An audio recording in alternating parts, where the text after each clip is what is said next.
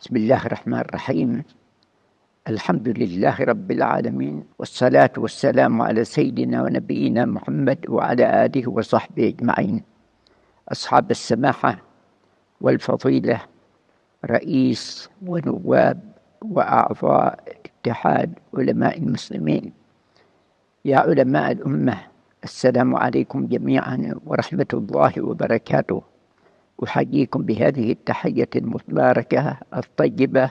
أشكركم على عنايتكم بالاجتماع في هذا الظرف الحرج الذي تمر به هذه الأمة بين تخاذل أبنائها وتكالب أعدائها، ولله الأمر.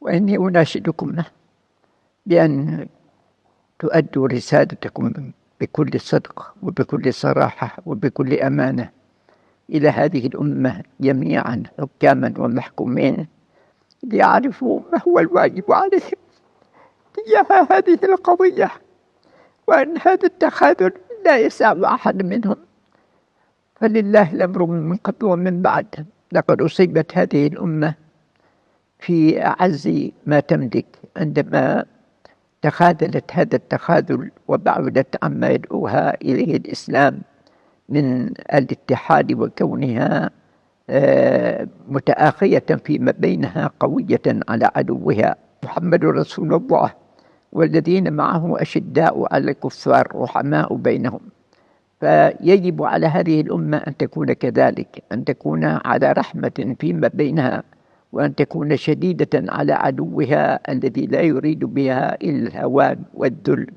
ولكن مع الأسف الشديد أخذت تسارع في عدوها بسبب ما أصابها من المرض، كما قال الله تعالى: فترى الذين في قلوبهم مرض يسارعون فيهم يقولون نخشى أن تصيبنا دائرة.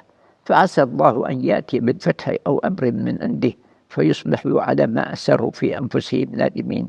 ولا نملك في هذه اللحظة إلا أن ندعو الله تعالى ونتضرع إليه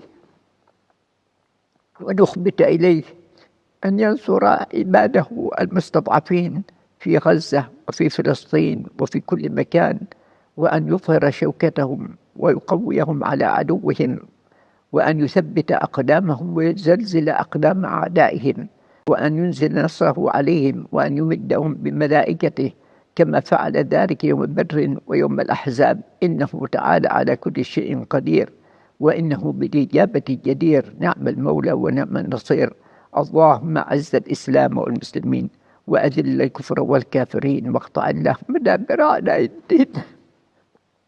اللهم خذهم أخذ عزيز مقتدر. اللهم نكل بهم وشرد بهم في البلاد، وافعل بهم كما فعلت بثمود وعاد وفرعون ذي الأوتاد الذين طغوا في البلاد فأكثروا فيها الفساد. اللهم اصب عليهم سوط عذاب، وحل بينهم وبين ما يشتهون كما فعلت بأشيائهم من قبل. إنك ربنا على كل شيء قدير، وإنك بالإجابة جدير. نعم المولى ونعم النصير. اللهم تقبل الشهداء الذين ضحوا بأنفسهم وذهبت أرواحهم في سبيلك.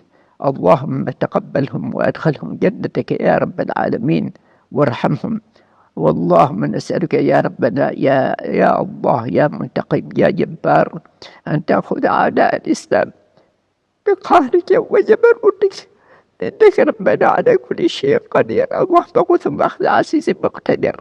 اللهم شتتهم كل مشتت، ومزقهم كل مزق، واجعلهم أبردا لخلقك.